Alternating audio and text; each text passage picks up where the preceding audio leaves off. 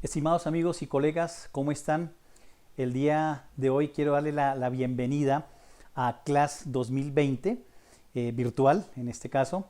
Espero que todos estén cuidando mucho con este asunto de la pandemia y que espero también que todos estén bien de salud. El día de hoy vamos a hablar acerca de la plataforma de los lentes esclerales OneFit.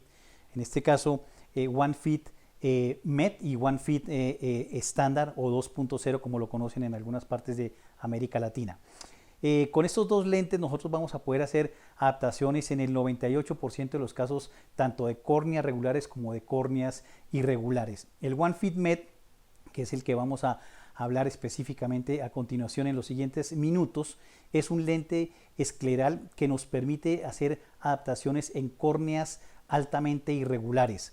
Cuando tenemos, digamos, los casos más complejos, es el lente a elegir para poder nosotros compensar o corregir una gran anomalía óptica, un astigmatismo irregular alto en estos casos.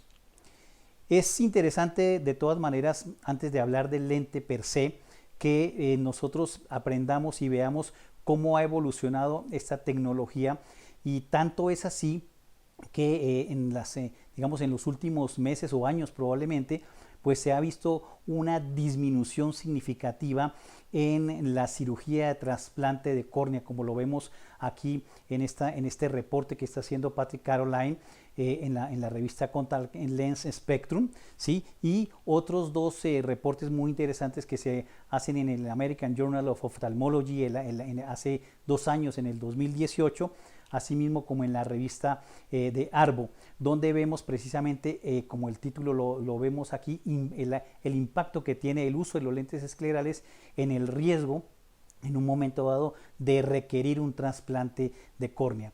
Y en algunos casos se mencionan hasta un 50% en la disminución de la cirugía de trasplante de córnea debido a el advenimiento de esta nueva tecnología, llamémoslo así, o el reencuentro de estos lentes esclerales. Y esto obviamente se debe a que los lentes esclerales pues dan una gran comodidad, además de dar una visión similar o inclusive en algunos casos mejor de lo que pudiera ser un lente de contacto permeable al gas corneal.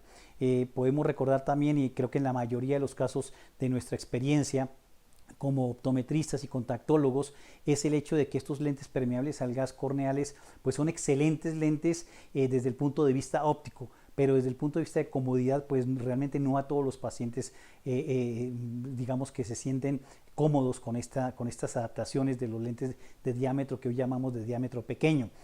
Entonces esta es la razón por la cual, más allá de que la córnea de estos pacientes en años anteriores no llegara digamos, a tener un desequilibrio importante como la formación de hidrops, o que perdieran realmente la transparencia corneal debido al avance del queratocono, aún en córneas relativamente transparentes, pues el hecho de que el paciente no soportara el lente de contacto, no tolerara el lente de contacto de diámetro pequeño, pues entonces terminaban en un trasplante de córnea, ¿no? Entonces, precisamente lo que están mencionando estos reportes, ¿no? Debido a esta tecnología de los lentes esclerales, la cirugía de trasplante de córnea ha disminuido significativamente por la gran comodidad que tenemos nosotros como beneficio al adaptar estos lentes esclerales en estos pacientes, que realmente es, digamos, una de sus pocas soluciones. Como forma general, vemos que las aplicaciones de lentes esclerales en un principio, pues digamos que la primera indicación es trabajar precisamente sobre córneas irregulares, ¿no? Ya sea ectasias primarias o ectasias secundarias, o el mismo trasplante de córnea, que en cualquiera de estos casos pues la irregularidad en el astigmatismo de la córnea pues no hace que ni con un lente convencional y como mencionábamos con lente de contacto permeable al gas corneal pues tuviera una suficiente tanto visión como tolerabilidad los pacientes. También es importante recordar que estos lentes de contacto vamos a también poderlos adaptar en córneas regulares, no necesariamente irregulares.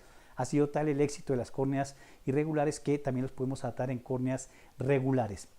Ahora vamos a ver algunas aplicaciones más específicas en esta plataforma. Y pues definitivamente es algo en lo que ya hemos avanzado un poco más en América Latina, pero creo que todavía nos falta tener más objetividad en el hecho de que también este lente de contacto, este diseño escleral nos permite también adecuarnos para trabajar en casos inclusive complejos de problemas de la superficie ocular, ¿no? Cualquier problema de ojo seco, inclusive severo, síndrome Stevens-Johnson, defectos epiteliales persistentes, como lo vemos aquí en el slide, en la diapositiva, donde se demuestra que el simple hecho de colocar este lente de contacto va a tener tender una mejoría significativa este epitelio que tiene problemas severos y que a veces con medicamentos simplemente no sale adelante, ¿no? Y esto ya está realmente ampliamente demostrado en la literatura científica, cómo estos lentes esclerales definitivamente ayudan a estos problemas de la superficie ocular. En la diapositiva aquí vemos un caso muy sencillo de un reporte de Patrick Caroline y Randy Kojima, donde se observa el proceso que llevó este paciente durmiendo inclusive un mes, aunque no está totalmente indicado, no es un lente para dormir, pero en este caso específico se requería de este uso extremo del lente escleral precisamente por el problema importante que tenía en el epitelio, y vemos como el mismo reporte nos demuestra que a medida que pasaron los días y las semanas, pues la recuperación del epitelio fue realmente satisfactoria. Y bueno, definitivamente creo yo que no tenemos ninguna duda desde el punto de vista óptico que es un lente excelente por su misma regularidad de la superficie, que nos va a mejorar esa agudeza visual de manera significativa con estos pacientes altamente de córneas irregulares. Pero creo que el beneficio número uno es el hecho de que sea un lente bastante cómodo, ¿no? Es un lente que el paciente prácticamente no va a sentir. En algunos casos, de acuerdo a mi experiencia, por lo menos algunos pacientes inclusive lo sienten más cómodo que un lente de contacto blando, ¿no? Obviamente todo esto se debe básicamente a su diámetro mayor, una mínima interacción con los párpados y un mínimo movimiento que hace que el lente prácticamente sobre la superficie ocular pues no se sienta, ¿no? Este mismo gran tamaño pues hace que el lente sea totalmente estable y consistente siempre digamos en el mismo lugar, y eso entonces nos va a evitar problemas de descentrado que nosotros vemos cuando adaptamos los otros lentes de diámetro pequeño, sobre todo por ejemplo en trasplantes de córnea, donde la irregularidad es bastante importante con respecto al injerto y al resto de la zona de la córnea, y entonces el lente no se va a mantener de manera centrada. Como les mencionaba, pues la visión, nadie está de pelea con que la visión que puede dar este lente de contacto es realmente maravillosa, precisamente debido a su gran regularidad en la superficie. El hecho también de tener un lente de gran tamaño, tenemos una zona óptica bastante amplia que siempre se va a mantener centrada, como les mencionaba, sobre la pupila y el eje visual del paciente. Esto también va a hacer que veamos nosotros una gran reducción en brillos y destellos. Como les mencionaba, en algunos pacientes de ojo seco o ojo seco parcial, pues el hecho de que el lente de contacto, a través de su adaptación, mantengamos siempre la córnea humectada con la solución salina sin conservadores, pues entonces va a hacer que estos pacientes tengan un alivio bastante bueno, especialmente por ejemplo si hablamos de pacientes de postcirugía refractiva que tienen algunos problemas de sequedad, resequedad en sus ojos. Con estos lentes los podemos también ayudar a generar un alivio en esa condición de la superficie ocular. Muy bien.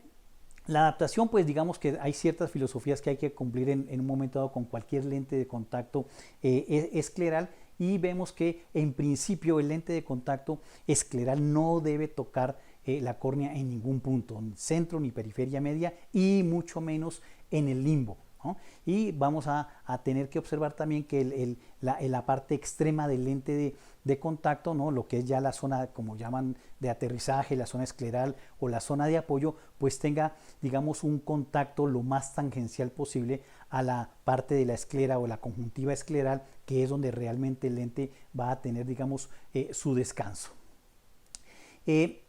Todos los lentes esclerales, unos en mayor cantidad, otros en menor cantidad, tienen un proceso de asentamiento, precisamente porque el lente se va a apoyar en una zona que es muy laxa, muy flexible. Esto al día de hoy realmente no se ha podido determinar qué tanto se va a asentar un lente, inclusive en una misma persona, con referencia entre un ojo y otro ojo, entre ojo derecho y ojo izquierdo. Pero por eso nosotros debemos de observar y tener cuidado en el momento del diagnóstico, dejar el tiempo suficiente, por lo menos unas 3 o 4 horas, para que observemos qué tanto podría llegar a descender ese lente sin que llegue a tocar la córnea. Entonces, ya hablando específicamente del One Fit Med, es un lente diseñado específicamente para córneas altamente irregulares, ¿no? Y el MED precisamente significa que es un lente médicamente adaptado para este tipo de situaciones. Dentro de las grandes características que se desarrolló con este lente, que es una gran evolución en todo lo que es la plataforma OneFit de laboratorios Blanchard, pues vemos cómo ahora nosotros manejamos 4 zonas específicas para poder hacer una adaptación, digamos, lo más personalizado posible, tanto a la córnea del paciente como a la zona donde el lente va a aterrizar, a la zona de la esclera anterior, digámoslo así. Entonces tenemos una zona central, que es donde vamos a medir la altura de la ságita que vamos a requerir para atender a esa córnea adecuadamente, una periferia media, una zona limbal y lo que es la alineación del borde en la esclera. Tenemos aquí también otra gran opción que con este lente One Fit Med tenemos 3 opciones de diámetro. El 15.6 es el diámetro estándar, es inclusive para el One Fit Med es el menor diámetro, y todavía tenemos 2 opciones más en caso de que necesitemos un diámetro mayor, o ya sea porque necesitamos incrementar la ságita en el centro o porque estamos trabajando ante córneas mucho mayores, ¿no? 12 milímetros, 12.1 milímetros, 12.5 milímetros. También podemos encontrar ese tamaño de córnea y entonces necesitaríamos trabajar con un lente de mayor diámetro. Tenemos las otras 2 opciones, que es de 16 y 16.4 milímetros. Y bueno, definitivamente que el gran rango de variabilidad que tenemos en las diferentes zonas para nosotros poder ajustar el lente en las diferentes 4 zonas dependiendo de la regularidad o irregularidad de esa córnea que estemos trabajando, pues es también bastante amplia. Vemos aquí, por ejemplo, que en la ságita central podemos empezar inclusive en ságitas muy pequeñas, muy bajas, desde 3.800 hasta 6.600 micras. Creo yo que tendría que ser realmente una córnea definitivamente demasiado irregular, demasiado anómala para que una altura sagital de 6.600 micras no podamos llegar a hacer una adaptación adecuada, ¿no?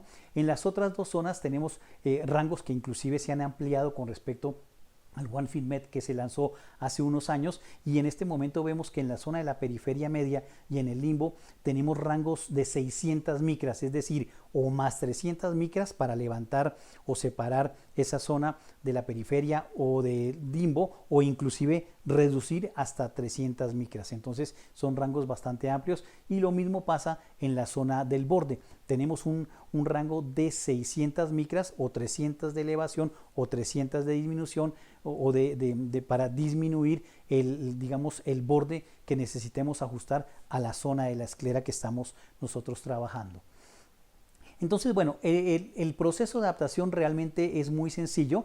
No hay un método específico para elegir el lente inicial en un momento dado. Esto nos podría servir como una primera guía, o ya sea que nosotros observemos el perfil del paciente, el perfil de la córnea que tiene ese paciente, y entonces, por ejemplo, como vemos aquí en la diapositiva, este cono extremo aquí a la derecha o a la izquierda de ustedes, que es un cono bastante con una elevación bastante importante, pues entonces ya comenzaríamos a lo mejor con una ságita de 5.500 micras probablemente hasta 6.000 micras, ¿no? Sin embargo, si tenemos alguna otra situación que no sea tan extrema, podemos empezar con un lente de 4.000, 4.400 micras digamos, en un caso que sea una córnea mediana, ni plana, ni muy ni con una elevación bastante considerable podemos empezar con un lente de 4000 a 5000 micras aproximadamente.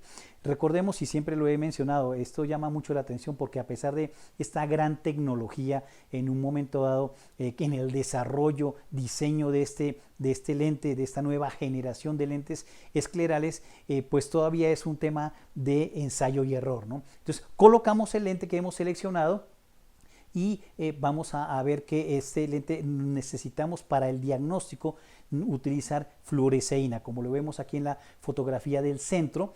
Vamos a utilizar una bombilla o una chupa donde vamos a colocar, vamos a tener el soporte del lente, llenamos la concavidad del lente con solución salina sin conservadores y solamente para efectos de diagnóstico aplicamos un poco de fluoresceína. Esta fluoresceína, como lo vamos a ver en unos minutos, nos va a ayudar a diagnosticar y a calcular más bien cuál es la diferencia, el espacio que hay en la cavidad o bóveda entre el lente de contacto y la córnea. Entonces, una vez que colocamos el lente de contacto, pues así de manera inmediata, inclusive con una luz azul cobalto, podemos observar qué está pasando en forma, digamos, como les decía, inmediata digamos, en la relación lente-córnea de este paciente, ¿no? O podemos observar que no hay suficiente fluoresceína en la región central. Eso probablemente nos está indicando que estamos ante una ságita muy baja y necesitamos aumentar la ságita. Inclusive nos puede indicar que el lente, la superficie del lente está grasosa, sucia, también tendríamos que retirar el lente, o que tiene digamos, una cavidad, una bóveda con una cantidad de fluoresceína y obviamente de lágrima suficiente en esa región central. El otro punto que debemos observar muy bien es el hecho de que no se formen burbujas, ¿no? Puede ser que en el momento de colocar el lente o cae demasiado líquido, que es el que tenemos en la cavidad del lente, en la concavidad del lente, o que en el momento de colocar el paciente parpadea y entonces pues perdemos líquido, y al colocar el lente, aunque se coloca de manera adecuada, queda una burbuja muy importante que en este caso no podemos hacer otra cosa que retirar el lente de contacto, volver a llenar la cavidad del lente con fluoresceína y con solución salina y volverlo a colocar, ¿okay? Esto pues es realmente inaceptable, no podemos dejar al paciente en esta condición. Una vez que hemos ya entonces colocado el lente, pues observamos realmente que las condiciones sean las adecuadas para permitir esas 2 o 3 horas que vamos a dejar el paciente con el lente durante la prueba. Y como les mencionaba, el fenómeno entonces del asentamiento, ¿no? Básicamente todos los lentes, unos en mayor, digamos en mayor grado, otros en menor grado, van a tener ese asentamiento. Es una disminución, como lo vemos aquí en esta gráfica, una disminución que se hace especialmente en la zona central del lente, y esto debido pues obviamente a la interacción del borde del lente con la zona, digamos, de la conjuntiva y de la esclera en el ojo del paciente. La cantidad de micras realmente puede variar mucho cuánto puede disminuir un paciente. Alguna vez tuvimos la oportunidad de medir algunos pacientes durante su prueba, y en algunos casos llegamos a ver que en cuestión de 1 hora ya habían descendido hasta 100 micras, y eso medidos inclusive con un OCT que nos ayudó precisamente a dar esta precisión en la disminución en cuestión de 1 hora, ¿no? Hay otros que disminuyen menos y hay otros que todavía pasan algunas semanas para llegar a un asentamiento todavía un poco más prolongado. De ahí que es importante entonces que dejemos, repito, el tiempo suficiente para observar cuánto podría llegar a descender el lente final, ¿sí? Ahora, ¿qué tanto espacio deberíamos dejar ya, digamos, en el lente ya final, en la entrega del lente final? Entonces, más o menos se calcula aproximadamente en la región central del lente entre 150, yo podría decir inclusive en algunos casos hasta en 200 micras, ¿ok? Recordemos que, insisto nuevamente con el tema del asentamiento, puede ser que en las semanas posteriores el lente puede descender un poco más. Entonces, si lo dejamos como muy al límite, 100, inclusive hasta 150 se me hace un poquito límite, y el lente desciende de manera importante en esas semanas, pues entonces en la revisión de los 15 días o del mes ya vamos a estar observando que hay un pequeño, a lo mejor toque o un descenso bastante importante en la zona central del lente, ¿no? En la periferia media, entre 100, 125, 150 micras es adecuado. En la zona limbal es mucho menor, el lente ya se va cerrando un poco más, tenemos en 50, 75 micras, 80 micras aproximadamente, y pues como mencionamos, ya en la región de la zona de aterrizaje, como dicen los americanos, en la zona del borde del lente, pues observar el mejor alineamiento con respecto a la conjuntiva lo más tangencial posible. Entonces, ya hablando, digamos, de cada una de las zonas, como lo mencionamos, en la zona central, pues tenemos definitivamente un rango bastante amplio en caso de que requiramos sobre todo hacer adaptaciones en córneas demasiado irregulares, en conos muy altos, hasta 6.600 micras en pasos de 0,50 micras. Y importante repetir, no debe haber ningún toque realmente en esta zona, ¿no? Para hacer digamos, la valoración cuando tenemos nosotros la lámpara de hendidura, número uno, tener una excelente iluminación, una buena óptica de la lámpara de hendidura y hacer un perfecto corte, como lo vemos aquí en la fotografía, para poder observar las diferentes, un corte en sección óptica para poder observar las diferentes capas que nosotros necesitamos evaluar, ¿no? La cara más anterior pues corresponde al lente de contacto. Esta línea verde que estamos observando aquí de manera intensa, pues es la que nos está indicando realmente ese espacio, la cavidad, la bóveda, cuánta separación hay entre el lente y la córnea, y luego pues ya vendría la otra región que sería precisamente la córnea del paciente. Y como lo vemos aquí también, a pesar de utilizar fluoresceína para esta evaluación, definitivamente se puede observar de mejor manera con luz blanca. No es necesario utilizar el filtro azul cobalto o inclusive con el filtro amarillo, ¿no? Con el simple hecho de utilizar luz blanca podemos hacer este corte perfectamente bien. En la zona bueno, esto es precisamente lo que tenemos que evitar, ¿no? Aquí se ve claramente cómo cuando a lo mejor el lente no está tocando, pero digamos, esta parte oscura, negra en la región central nos está indicando que el lente tiene una sagita muy, muy baja, ¿no? Y que probablemente si dejamos ese lente en esa condición, eso sí llegue a tocar la córnea en los días o semanas posteriores, lo cual nos va a causar otro problema importante, además del que ya tiene el paciente de queratocono. Entonces siempre tenemos que observar suficiente espacio, suficiente fluoresceína en esa región central para evitar el toque en la zona central de la córnea, ¿no? Aquí podemos ver cómo inclusive si se dejan por algunas horas el lente colocado sobre esa córnea que está generando un toque, no sé si alcanzan a observar ahí cómo ya se genera una pequeña desepitelización. Y si colocamos ahí fluoresceína vamos a ver un pequeño puntilleo precisamente en donde el lente está rozando sobre esa córnea. Entonces aquí obviamente necesitamos es incrementar la altura sagital de ese lente para tener una mayor separación. Lo mismo va a suceder en la región de la periferia media o de la media periferia. Nuevamente tenemos 600 micras de rango, una elevación hasta 300 o un decremento hasta 300 micras, dependiendo de lo que nosotros estemos observando en esa córnea.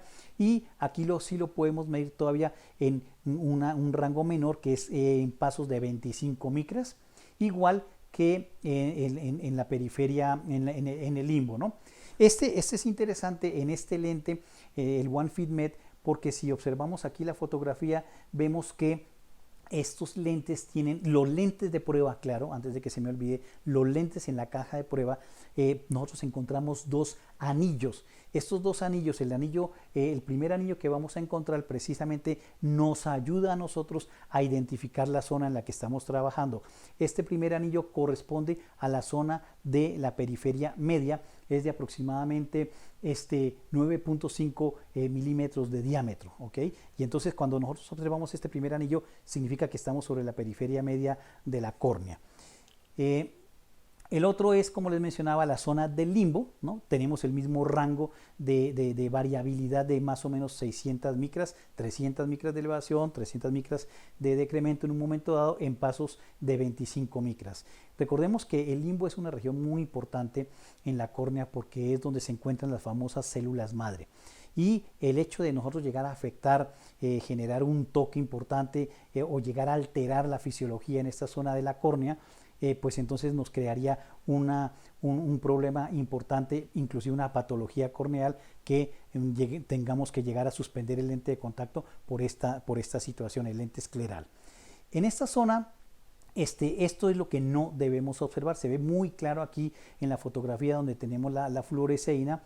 Ahí sí nos ayuda un poco más el hecho de tener utilizar el filtro azul, porque se va a observar esta zona negra precisamente, donde nos indica nuevamente o que hay un espacio muy pequeño, muy reducido entre lente y córnea, o que definitivamente hay un toque ahí en esa zona. Entonces esto es lo que tenemos que evitar también en esta región de la córnea, en la zona limbal, ¿no? Tenemos que observar esta situación donde hay suficiente fluoresceína en esa región para evitar precisamente ese toque. Y aquí nuevamente tenemos el segundo anillo. Este es una marca láser, un anillo que, insisto, solamente lo vamos a observar en los lentes de la caja de pruebas, y en este caso este segundo anillo corresponde a un diámetro de 12 milímetros, que también correspondería más o menos a donde se sitúa el limbo de la córnea del paciente. Entonces nos ayuda a identificar esta zona de manera adecuada. Y si ustedes ven aquí la fotografía del OCT, ven una muy pequeña muesca, que en el caso de que tengan ustedes la facilidad de tener un OCT en su consultorio o cerca de ustedes, pues no es que el lente esté dañado, sino que esa es la pequeña muesca que corresponde a ese anillo, a esa marca láser que se ha hecho en los lentes de prueba, ¿sí? Ahora, aquí también la gran versatilidad que tenemos en este diseño es que estas dos regiones, especialmente la periferia media y el limbo, podemos hacer las combinaciones que se requieran, como lo vemos aquí en esta gráfica, ¿no? Puede ser que, por ejemplo, en la región de la periferia media yo necesite disminuir el valor de la ságita, y en la zona del limbo, perdón, necesito incrementarlo, ¿no? Puede ser uno o al revés, inclusive, ¿no? O puede ser que en los dos casos, periferia media y limbo, yo necesite incrementar la ságita, o en los dos casos, o en las dos regiones más bien, periferia media y limbo, necesite disminuir la ságita. Entonces podemos hacer las combinaciones que se requieran, repito, de acuerdo al caso que nosotros estemos observando. Muy bien, y la otra parte realmente que yo diría más interesante es la región del borde del lente, ¿no? Desde que yo inicié, afortunadamente ya hace muchos años, con la adaptación de lentes esclerales, desde un momento percibí que, y creo que todos ustedes estarán de acuerdo, desde un momento percibí que definitivamente digamos, el reto más importante, y que digamos tenía más tener más cuidado, era el hecho de alinear lo mejor posible la zona del borde de la zona escleral del lente, o la zona de aterrizaje, con respecto a la conjuntiva escleral del paciente. Entonces, aquí, ¿qué es lo fantástico de este lente? Pues nuevamente, el amplio rango que nosotros tenemos para manejar las diferentes asimetrías o irregularidades de la misma esclera. Recordemos rápidamente todo lo que hemos aprendido en los años anteriores y todas las publicaciones que se han presentado, donde nos indican que a medida que nos alejemos del limbo, entre más lejos estemos del limbo, más separados del limbo, mayor es la irregularidad de esa zona de la esclera, y mayor es la asimetría en esa zona. Entonces requerimos en muchos casos de variaciones importantes, o ya sea de elevación o de depresión, para poder alinear lo mejor posible los bordes de acuerdo a la esclera que se esté manejando. De aquí entonces muy importante el hecho de que nosotros podamos observar de manera adecuada en todas las regiones si realmente tenemos un buen alineamiento, o si hay lo que se llama un pinzamiento o un blanqueo de esa zona de la esclera, donde nos está indicando que hay un corte, ¿no? Está tan cerrado el lente en alguna región, está tan cerrado el borde del lente, que inclusive pues corta precisamente la irrigación, la vascularización de esa zona, y se ve realmente de manera evidente en un momento dado en la zona de la esclera, ¿no? El diseño que se ha hecho, que este también es un diseño mejorado en la plataforma OneFit es entonces que se ha diseñado desde un momento en los primeros lentes, inclusive el estándar, en que esa región sea lo más tangencial posible a la esclera del paciente, ¿no? Sin embargo, vamos a encontrarnos con retos muy grandes, como les comentaba, donde definitivamente vamos a requerir de utilizar un diseño tórico periférico, ¿no? Y también, no lo tengo en este momento, pero también hemos visto ya bastantes, digamos, resultados clínicos en la literatura científica donde demuestran que en la mayoría, si mal no recuerdo, entre el 75 y 80% de las adaptaciones de lentes esclerales, el 75-80% requieren de bordes tóricos, es decir, de diferentes elevaciones en los diferentes meridianos para poder tener el mejor alineamiento posible en esa región. Y bueno, entonces aquí es muy importante observar los 360 grados que en donde nosotros tenemos que evaluar esa región escleral, ¿no? El paciente mira para abajo, observamos la parte superior, la parte inferior, la parte nasal, la parte temporal, ¿no? Porque inclusive en estos 4 cuadrantes se pueden presentar diferentes situaciones, sobre todo, repito, cuando estamos hablando de escleras muy asimétricas. Y bueno, una vez entonces que tenemos ya toda esta situación, digamos, de la adaptación controlada, ya han pasado las 4 horas y aparentemente no tenemos que hacer un cambio importante en el momento de la prueba, pues el siguiente paso ya es llegar a sobrerefractar para nosotros determinar cuál es el valor de la graduación del lente final que vamos a adaptar a ese paciente. Aquí yo siempre insisto muchísimo y no debemos de confiarnos el hecho de tener un lente permeable al gas, el cual entre comillas nos va a compensar casi toda la irregularidad o el astigmatismo irregular que tenga ese paciente. Siempre insisto yo que debemos de hacer una sobrerefracción esferocilíndrica. No nos debe dar miedo encontrar un cilindro a cualquier eje, porque afortunadamente en esta plataforma OneFit se puede, en caso de necesidad, se puede hacer un diseño tórico anterior, el cual nos va a compensar ese cilindro y el eje que se requiera para la adecuada graduación de ese paciente. Entonces, en muchos casos yo he visto que los pacientes, algunos pacientes que me remiten a mí porque no ven bien con su lente escleral, es simplemente porque digamos que falta parte de la graduación, ¿no? Colocaron una graduación esférica, al hacer una sobrerefracción esferocilíndrica, pues digamos que la parte esférica está correcta, pero aparece un 1.75, un 2.25, hasta 2.50 probablemente, un poco más de cilindro a determinado eje, que obviamente esta cantidad de cilindro pues no va a permitir una adecuada visión del paciente. Pero repito, lo que podemos estar tranquilos es que el hecho de que nosotros ordenemos ese tórico anterior, vamos a compensar correctamente y al 100% la graduación que requiere ese paciente para tener la mejor visión posible con su lente de contacto escleral. ¿Sí? Esta situación de que nos aparezca digamos, astigmatismo residual, pues se puede ir a diferentes situaciones, inclusive a una misma flexión del lente. Aún así, la forma más correcta en un principio de manejarlo es, repito, tenemos la opción del tórico anterior e inclusive en muchos casos, por eso les mencionaba que el 80% de los casos se requiere de una tórica, bordes tóricos que también nos pueden ayudar realmente a compensar el hecho de que el lente se esté flexionando y nos esté generando un astigmatismo residual importante.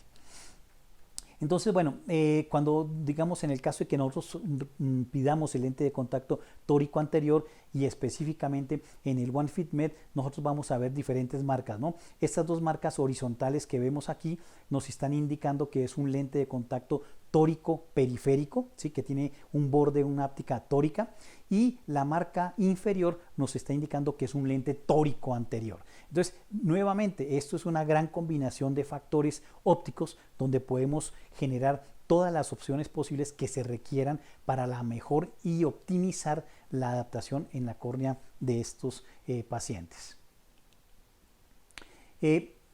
Una parte importante aquí definitivamente es el uso de esta herramienta de compensación de parámetros. Yo recomiendo que aunque nosotros necesitemos hacer la más mínima variación y aparentemente nos vaya muy bien con las matemáticas y podemos hacer ciertos cálculos, yo definitivamente le insisto en que cualquier variación que haya que hacer, utilicemos esta herramienta de compensación. En esta primera línea donde vemos nosotros aquí, nosotros vamos a colocar todos los datos que tenemos del lente de prueba que se está utilizando en el momento, ¿no? y valga la pena la aclaración, aquí podemos colocar los lentes de los datos del lente, ya sea de la caja de pruebas, porque es un paciente, digamos, de primera vez, es la primera vez que estamos haciendo la adaptación del lente, o de algún paciente que ya llegó con un lente escleral o a lo mejor un lente que nosotros mismos colocamos y que todavía necesitamos hacer algunas adecuaciones. Entonces, estos primeros valores son el lente que el paciente tiene puesto en este momento. Ahí colocamos todos los valores y nos dan todas las opciones, ¿no? La altura sagital, el diseño del borde de la parte central, si es oblato, prolato, ¿sí? Si tiene alguna reducción central de separación. Nos dan las tres opciones en la periferia media, en el limbo y en el borde. También nos están preguntando aquí desde un inicio si tenemos en ese lente que tiene el paciente, si el borde es tórico o no es tórico, ¿sí? El poder del lente y el diámetro del lente.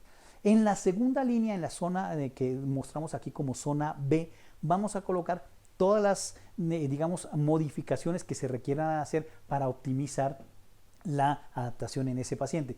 Aquí, por ejemplo, como una forma de ilustrarlo, tenemos modificaciones en la ságita. Vemos que se aumentó 100 micras la ságita, incrementamos la elevación de la zona limbal en 50 micras, vamos a colocar un borde tórico que en el lente que teníamos puesto no estaba así, y aquí nos dan también, entonces, que requerimos un borde tórico. Entonces aquí nosotros vamos a especificar cuál es qué tanto necesitamos en el meridiano más plano y en el meridiano más curvo de elevación, ¿ok? El menos 75 nos está indicando que estamos disminuyendo la ságita, y el más 75 nos está indicando que estamos levantando la ságita. También colocamos aquí el valor de la sobrerefracción. También importante hacer esta aclaración: en la sobrerefracción no es necesario nosotros hacer adecuaciones a la distancia al vértice. Es decir, si nos da un -4, -5 en nuestra refracción, ese es el valor que vamos a colocar aquí directamente. No es necesario hacer una adecuación de la distancia al vértice. Y luego, ya con estos valores modificados, nosotros los vamos a poner a oprimir, dar clic en calcular. Y entonces el mismo programa nos muestra algo fantástico. A la izquierda, remarcado aquí en este cuadro en rojo, vemos cómo nos da ya la indicación del lente ya final calculado, ¿no? Con los valores ya finales. Y a la derecha se me hace un gráfico bastante interesante porque nos ayuda a comparar las diferentes modificaciones que hicimos con respecto al lente original. Entonces aquí vemos en qué zonas aumentamos o disminuimos, ¿no? Ya sea la zona central, recordemos que colocamos 100 micras de elevación. Entonces ahí vemos la línea negra, digamos que es el referente del lente que se tenía, el lente de prueba o el lente que traía el paciente, y la línea azul nos va a mostrar las diferencias que tenemos con respecto a ese lente de prueba, ¿no? Y en la parte de abajo pues nos hace un poco más aumentado esa diferencia en micras, tanto de elevación o de depresión. Entonces aquí nosotros todavía podemos llegar a afinar un poco más el requerimiento que nosotros necesitemos, ¿no? Puede ser que a lo mejor el borde, siento yo que necesito en el más 75 que tenemos aquí en el meridiano plano, a lo mejor necesito un más 125, ¿no? Elevarlo todavía 50 micras más. Entonces nos da una opción a que podamos todavía hacer un análisis, digamos, gráfico de la situación del paciente. Y bueno, definitivamente, por lo menos al día de hoy, a menos que tengamos aparatos tan sofisticados como los profilómetros esclerales, donde ya recordemos que estos nuevos equipos miden hasta casi 20-22 milímetros de cuerda con respecto a la posición de la córnea del paciente. Creo que en la mayoría, si no en todos los casos, vamos a requerir de una caja de pruebas, ¿no? Que es la que nos va a ayudar a determinar cuál es el lente que vamos a indicar como final para nuestra paciente, ¿no? En el caso del OneFit es una caja realmente bastante completa. Viene 20 lentes con bordes tóricos esféricos, 4 lentes con bordes tóricos, que por ejemplo en mi caso es la mayoría de los que yo utilizo, ¿no? Porque este borde tórico, repito, en la mayoría de los casos casi siempre vamos a requerir un borde tórico para tener el mejor alineamiento en esa zona de aterrizaje con respecto a la esclera asimétrica de estos pacientes, ¿no? Y las ságitas en esta caja de prueba va de 4.000 a 6.000 micras, o sea que es prácticamente, podría yo decir que el 90, si exagero un poquito, el 95% de los casos que nos llegan a nuestro consultorio lo podemos resolver con esta caja de pruebas con un rango bastante amplio. Viene también con una bombilla de inserción, una bombilla para retirar el lente, una lámpara de azul cobalto y un filtro amarillo, ¿no? O sea, tenemos todas las herramientas en un momento dado para poder hacer una adaptación adecuada en nuestros pacientes. Y bueno, aquí nuevamente lo que les mencionaba, que en esta caja de prueba solamente, no en el lente final del paciente, pero en la caja de prueba, todos estos lentes van a tener estos dos anillos, un anillo interno, digámoslo así, que recordemos que tiene más o menos 9.5 milímetros, que nos está indicando la región de la periferia media de la córnea, y el otro anillo que está el externo, que es hasta de 12 milímetros de diámetro, que nos indica la región limbal de la córnea de nuestro paciente. También otro factor muy interesante, sobre todo los que no somos muy ordenados para la cuestión cuando estamos manejando la caja de pruebas, ¿no? Sacamos 2, 3, 4 lentes y de pronto se nos revuelve todo allí. Todos estos lentes en la caja de prueba también únicamente vienen todos los lentes contramarcados, ¿no? Entonces podemos ver allí especialmente el valor de la altura sagital de ese lente y las medidas que tenemos, ¿no? Que en la caja de prueba son todas estándar en la periferia media, en el limbo y en la zona del borde del lente, en la zona de aterrizaje. Pero esta medida que en este caso, por ejemplo, nosotros observamos allí de 5300 micras, ya sabemos entonces cuál es el lente que tenemos nosotros por ahí sin identificar. Y bueno, ya como un resumen importante de los parámetros, como les mencionaba, vemos entonces que en la región central tenemos opciones bastante amplias de 3800 a 6600 micras, pero aquí hay una cosa muy importante que tenemos que observar, ¿no?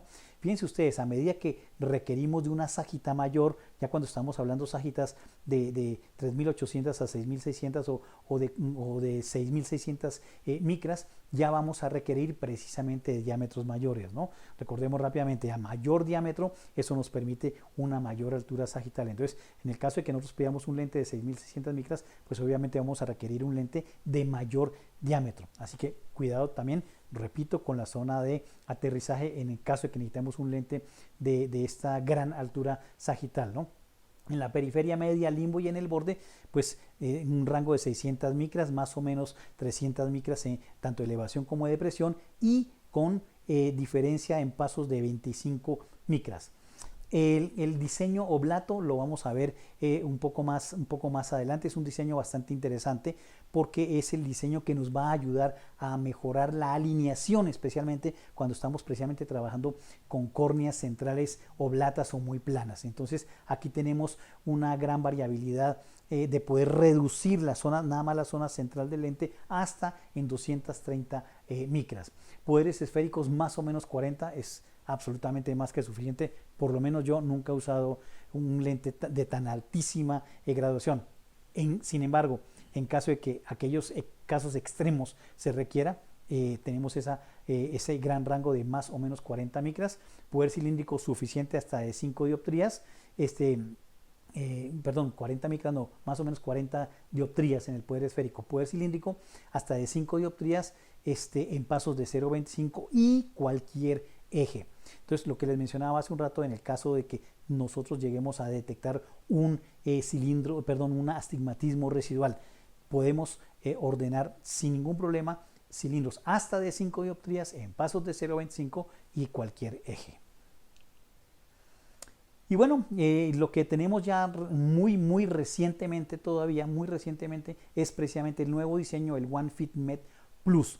Básicamente, este Plus tenemos dos situaciones que la hacen diferente al lente que acabamos de describir ampliamente, que es, primero que todo, ampliar el diámetro que tiene el lente hasta en 17 milímetros, ¿sí? Esto significa que entonces podemos llegar a tener una altura sagital central hasta de 7000 micras. Creo yo que aquí prácticamente sí no se nos escapa ni el más gigante de los queratoconos o de la irregularidad en una córnea, ¿okay? 7000 micras es realmente demasiado y por eso es que entonces se genera un lente de mayor diámetro que es de 17 milímetros. Entonces, con este nuevo diseño incorporado a toda la plataforma OneFit, no tenemos escapatoria para nosotros dar una excusa de algún paciente que no se pueda adaptar adecuadamente a este lente escleral. Entonces, Ya hablamos, ¿no? Acabamos de hablar entonces de toda la parte del OneFit Med, que es para córneas altamente irregulares o moderadamente irregulares, ¿sí? Pero sobre todo para los casos extremos. Y recordemos que tenemos también la plataforma OneFit, digamos, estándar o 2.0, como se conoce en alguna región de América Latina, y que es la que vamos a utilizar para pacientes con córneas regulares, astigmatismos regulares o moderadamente irregulares. Muchas gracias por su atención.